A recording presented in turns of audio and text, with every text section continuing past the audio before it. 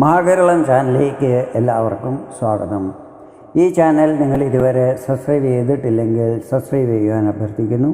ഒപ്പം അടുത്തുള്ള bell icon click ചെയ്യുക. അപ്പോൾ എൻ്റെ പുതിയ വീഡിയോയുടെ നോട്ടിഫിക്കേഷൻസ് നിങ്ങൾക്ക് ലഭിക്കുന്നതായിരിക്കും. ഇന്നത്തെ എൻ്റെ ഈ വീഡിയോയിൽ കർക്കിടകം രാശിക്കാരുടെ വർഷം 2025 ജൂലൈ മാസത്തിലെ സമ്പൂർണ്ണ മാസഫലങ്ങളാണ് വിവരിക്കുന്നത്. ആദ്യമായി മാസാരംഭത്തിലെ ഗ്രഹനില നിങ്ങളുടെ രാശിയിൽ നിന്നും എങ്ങനെയായിരിക്കുമെന്ന് നോക്കാം. ബുധൻ നിങ്ങളുടെ രാശിയിലും ചന്ദ്രൻ, ചൊവ്വ, കേതു എന്നീ ഗ്രഹങ്ങൾ 2ാം ഭാവമായ ചിങ്ങത്തിലും, രാഹു 8ാം ഭാവമായ കുംഭത്തിലും, ശനി 9ാം ഭാവമായ മീനത്തിലും, ശുക്രൻ 11ാം ഭാവമായ ഇടവത്തിലും, സൂര്യനും ഗുരുവും 12ാം ഭാവമായ മിഥുനത്തിലുമായിരിക്കും മാസാരംഭത്തിൽ നിൽക്കുന്നത്. ജൂലൈ 16-ാം തീയതി സൂര്യൻ മിഥുനത്തിൽ നിന്നും കർക്കിടകത്തിലേക്ക് രാശി മാറുന്നതായിരിക്കും.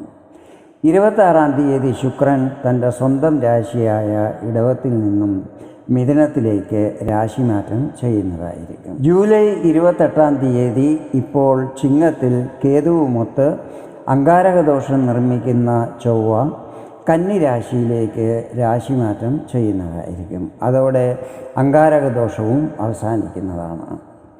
മാസാരംഭത്തിൽ ചിങ്ങത്തിൽ നിൽക്കുന്ന ചന്ദ്രൻ ഓരോ 2.25 ദിവസം കഴിയുമ്പോൾ തൻ്റെ രാശി മാറിക്കൊണ്ടിരിക്കുന്നതായിരിക്കും. ജൂലൈ 13-ാം തീയതി ശനി മീനം രാശിയിൽ വക്രഗതിയിൽ, അതായത് റീട്രോഗ്രേഡ് ആകുന്നതായിരിക്കും. നവംബർ 28-ാം തീയതി വരെ ഏകദേശം 138 ദിവസത്തോളം ശനി വക്രഗതിയിലായിരിക്കും സഞ്ചരിക്കുന്നത്. അതുപോലെ ജൂലൈ 18-ാം തീയതി ബുധനും കർക്കിടകം രാശിയിൽ വക്രഗതിയിലാകുന്നതും ഓഗസ്റ്റ് 11-ാം തീയതി വരെ ഏകദേശം 25 ദിവസത്തോളം വക്രഗതിയിൽ തന്നെ സഞ്ചരിക്കുന്നതുമായിരിക്കും. ഗ്രഹങ്ങളുടെ ഈ സ്ഥിതികളും രാശിമാറ്റവും സഞ്ചാരമാറ്റവും മറ്റും കർക്കിടകം രാശിക്കാരിൽ എന്തെല്ലാം പ്രഭാവങ്ങൾ ചെലുത്തുമെന്ന് നമുക്ക് നോക്കാം. ഞാനിവിടെ പറയുന്നത് ചന്ദ്രഗണനെ അടിസ്ഥാനമാക്കിയുള്ള പൊതുഫലങ്ങളാണ്. നിങ്ങളുടെ ജാതകത്തിലെ ഗ്രഹനില, ഇപ്പോഴത്തെ മഹാദശ, അപഹാരം എന്നിവയിൽ വരുന്ന വ്യത്യാസങ്ങൾ കാരണം ഫലങ്ങളിലും ചില്ലറ ഏറ്റക്കുറച്ചിലുകൾ ഉണ്ടാകുവാൻ സാധ്യതകളുണ്ട്. ആദ്യമായി നിങ്ങളുടെ കരിയറിനെ കുറിച്ചാണ് പറയുന്നത്. 10ാം ഭാവാധിപൻ ചൊവ്വയാണ്. ചൊവ്വ 2ാം ഭാവത്തിൽ കേതുവിനോടൊപ്പം അംഗാരകദോഷം നിർമ്മിക്കുന്നുണ്ട്. ഈ സമയത്ത് നിങ്ങളുടെ സംസാരത്തിലും പെരുമാറ്റത്തിലും കുറച്ച് കർക്കശത വരുന്നതായിരിക്കും. ഇത് ഓഫീസിൽ മറ്റുള്ളവരുമായി വാക്കുതർക്കങ്ങളും മറ്റും ഉണ്ടാകാൻ ഇടയാക്കുന്നതുമായിരിക്കും. അതിനാൽ വാണിയിലും ക്രോധത്തിലും നല്ല കൺട്രോൾ ചെയ്യേണ്ടത് ആവശ്യമായിരിക്കും. ഈ കാര്യത്തിൽ പ്രത്യേകം ശ്രദ്ധിക്കണം. ജോബ് ചെയ്യാൻ ആഗ്രഹിക്കുന്നവർ പുതിയ ജോലി ജോയിൻ ചെയ്യുന്നതിന് മുൻപ് നന്നായി സ്റ്റഡി ചെയ്തിരിക്കണം. എന്നിട്ട് വേണം തീരുമാനങ്ങൾ എടുക്കുവാൻ. വ്യാപാരി വ്യവസായികളെ സംബന്ധിച്ചിടത്തോളം ഈ മാസം വളരെ അനുകൂലമായിരിക്കും. ബിസിനസ്സിൽ ലാഭസ്ഥിതികൾ വർദ്ധിക്കുന്നതും ഇൻകം വർദ്ധിക്കുവാൻ അത് ഇടയാക്കുന്നതുമായിരിക്കും. ഒന്നിലധികം സോഴ്സുകളിൽ കൂടെ വരുമാനം ലഭിക്കുന്നതായിരിക്കും. നേരത്തെ ചെയ്ത നിക്ഷേപങ്ങളിൽ നിന്നും നല്ല റിട്ടേൺസ് ലഭിക്കുന്നതും ആയിരിക്കും. സാമ്പത്തിക സ്ഥിതികൾ ഈ മാസം പൂർവാധികം സുദൃഢമാകുന്നതായിരിക്കും. ഇനി നിങ്ങളുടെ ഭാഗ്യസ്ഥിതികളെക്കുറിച്ചാണ് വിവരിക്കുന്നത്. 9ാം ഭാവാധിപൻ ഗുരുവാണ്. ഗുരു നിൽക്കുന്നത് നിങ്ങളുടെ 12ാം ഭാവത്തിലാണ്. ഗുരു ഈ സമയത്ത് അതിചാരിയായിട്ടാണ് സഞ്ചരിക്കുന്നത്. അതായത് അമിത വേഗത്തിലാണ് ഗുരുവിൻ്റെ സഞ്ചാരം. ഗുരു സാധാരണ 12 മാസം, അതായത് 1 വർഷം കൊണ്ടാണ് ഒരു രാശി സഞ്ചരിച്ച് തീർക്കുന്നത്. 1 വർഷം കൊണ്ട് സഞ്ചരിച്ച് തീർക്കേണ്ട മിഥുനം രാശി ഗുരു വെറും 5 മാസം കൊണ്ട് സഞ്ചരിച്ച് തീർക്കുന്നതായിരിക്കും. അതായത് മെയ് 14-ാം തീയതി മിഥുനത്തിൽ പ്രവേശിച്ച ഗുരു ഒക്ടോബർ 28-ാം തീയതി മിഥുനം രാശി മുഴുവനും സഞ്ചരിച്ച് കർക്കിടകത്തിൽ പ്രവേശിക്കുന്നതായിരിക്കും. ഈ സമയത്ത് എല്ലാ കാര്യങ്ങളും ധൃതി പിടിച്ച് പെട്ടെന്ന് ചെയ്തു തീർക്കുവാനുള്ള ഒരു പ്രവണത നിങ്ങളിൽ ഉണ്ടാകുന്നതായിരിക്കും. ഇത് ചില സമയത്ത് ഹാനികൾ വരാനും ഇടയാക്കുന്നതായിരിക്കും.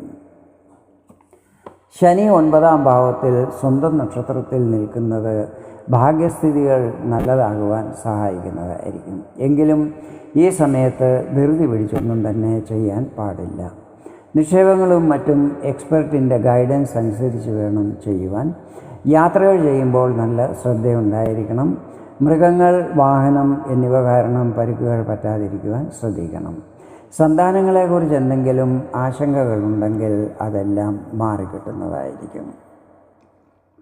ഇനി നിങ്ങളുടെ ദാമ്പത്യ ജീവിതത്തെക്കുറിച്ചാണ് പറയുന്നത്. 7-ാം ഭാവാധിപൻ ശനിയാണ്. ശനി നിൽക്കുന്നത് 9-ാം ഭാവമായ മീനം രാശിയിലാണ്. കഴിഞ്ഞ കുറച്ച് സമയമായിട്ട് നിങ്ങൾ അഷ്ടമശനിയുടെ പ്രഭാവത്തിലായിരുന്നു. അത് കഴിഞ്ഞ് ശനി രാശി മാറി മീനത്തിൽ പ്രവേശിച്ചപ്പോൾ അവിടെ രാഹു നിന്നത് കാരണം ദാമ്പത്യ ജീവിതത്തിലും നെഗറ്റീവായ പല ഫലങ്ങളും ലഭിച്ചു കാണും. ഇപ്പോൾ രാഹു മീനത്തിൽ നിന്നും കുംഭത്തിലേക്ക് രാശി മാറിയിരിക്കുകയാണ്. ശനി നിൽക്കുന്നതും തൻ്റെ സ്വന്തം നക്ഷത്രമായ ഉത്രട്ടാതിയിലാണ്. ഈ സമയത്ത് ശനിയുടെ അംശബലവും വർദ്ധിച്ചിരിക്കുകയാണ്. ഈ മാസം ദാമ്പത്യ ജീവിതം സുഖകരമായിരിക്കും. നേരത്തെ മുതൽ പ്രശ്നങ്ങളുള്ളവർക്ക് അതിൽ ആശ്വാസം ലഭിക്കുന്നതായിരിക്കും. വിവാഹം കഴിക്കാൻ ആഗ്രഹിക്കുന്നവർക്ക് അതിൽ വന്നിരുന്ന തടസ്സങ്ങൾ മാറിക്കിട്ടുന്നതും യോജിച്ച ജീവിത പങ്കാളിയെ കണ്ടെത്തുവാൻ സാധിക്കുന്നതുമായിരിക്കും. ഇനി വിദ്യാർത്ഥികൾക്ക് ഈ മാസം എങ്ങനെയായിരിക്കുമെന്ന് നോക്കാം. 5-ാം ഭാവാധിപൻ ചൊവ്വയാണ്. ചൊവ്വ നിങ്ങളുടെ 2-ാം ഭാവത്തിൽ കേതുവിനോടൊപ്പമാണ് നിൽക്കുന്നത്. ഇവിടെ നിന്നും ചൊവ്വയുടെ 4-ാം ദൃഷ്ടി പതിക്കുന്നത് 5-ാം ഭാവത്തിൽ തന്നെയാണ്. വിദ്യാർത്ഥികൾക്ക് ഈ മാസം സാമാന്യമായിരിക്കും. പ്രതീക്ഷിച്ച ഫലങ്ങൾ ലഭിക്കുന്നതിനായി കുറച്ച് കൂടുതൽ പരിശ്രമം ചെയ്യേണ്ടി വരും. പേരൻസിനോട് ആലോചിച്ചിട്ട് വേണം എല്ലാ തീരുമാനങ്ങളും എടുക്കുവാൻ. ലവ് റിലേഷനിലുള്ളവരെക്കുറിച്ച് പറയുകയാണെങ്കിൽ ചൊവ്വയോടൊപ്പം കേതു നിൽക്കുന്നത് നിങ്ങളുടെ പാർട്ട്ണറിൽ ഈഗോ പ്രശ്നങ്ങൾ വരാൻ ഇടയാക്കുന്നതായിരിക്കും. കേതു ഡിറ്റാച്ച്മെൻറ്റിൻ്റെയും കാരകനാണ്. ഈ സമയത്ത് നിങ്ങളിലും നല്ല അഗ്രസീവ്നെസ് ഉണ്ടാകുവാൻ സാധ്യതകളുണ്ട്. ഈ വക കാര്യങ്ങളിൽ നന്നായി ശ്രദ്ധിച്ച് ബുദ്ധിപൂർവം വേണം സംസാരിക്കുവാനും പെരുമാറുവാനും. അവസാനമായി നിങ്ങളുടെ ആരോഗ്യസ്ഥിതികൾ ഈ മാസം എങ്ങനെയായിരിക്കുമെന്ന് നോക്കാം. രോഗസ്ഥാനമായ 6-ാം ഭാവത്തിൻ്റെ അധിപൻ ഗുരു 12-ാം ഭാവത്തിലായിരിക്കും നിൽക്കുന്നത്. 12-ാം ഭാവവും രോഗം, ആശുപത്രി എന്നിവയുമായിട്ടെല്ലാം ബന്ധപ്പെട്ടിട്ടുള്ളതാണ്. ഗുരു ഇവിടെ വിപരീത രാജയോഗം നിർമ്മിക്കുന്നുണ്ട്. അതായത് 6, 8, 12 എന്നീ ഭാവങ്ങളുടെ അധിപൻ 6, 8, 12 ഭാവത്തിൽ നിൽക്കുമ്പോഴാണ് വിപരീത രാജയോഗം നിർമ്മിതമാകുന്നത്. ഈ സമയത്ത് ആരോഗ്യസ്ഥിതികളിൽ വലിയ പ്രശ്നങ്ങൾ ഉണ്ടാകുന്നതല്ലായിരിക്കും. എങ്കിലും യാത്രകളിലും മറ്റും ഭക്ഷണപാനീയങ്ങൾ കഴിക്കുമ്പോൾ നല്ല ശ്രദ്ധയുണ്ടായിരിക്കണം. അല്ലാത്തപക്ഷം ഉദര സംബന്ധമായ പ്രശ്നങ്ങൾ അലട്ടുവാൻ സാധ്യതകളുണ്ട്. ഇതാണ് കർക്കിടകം രാശിക്കാരുടെ ജൂലൈ മാസത്തിലെ സമ്പൂർണ്ണ മാസഫലങ്ങൾ. വീഡിയോ നിങ്ങൾക്ക് ഇഷ്ടപ്പെട്ടെങ്കിൽ ഇതുപോലെ ജ്യോതിഷ സംബന്ധമായ കൂടുതൽ വിവരങ്ങൾ അറിയുവാൻ വേണ്ടി എൻ്റെ ഈ ചാനൽ സബ്സ്ക്രൈബ് ചെയ്യാൻ അഭ്യർത്ഥിക്കുന്നു. വീണ്ടും വേറൊരു വീഡിയോയിൽ കാണാം. അതുവരെ എല്ലാവർക്കും നന്ദി, നമസ്കാരം.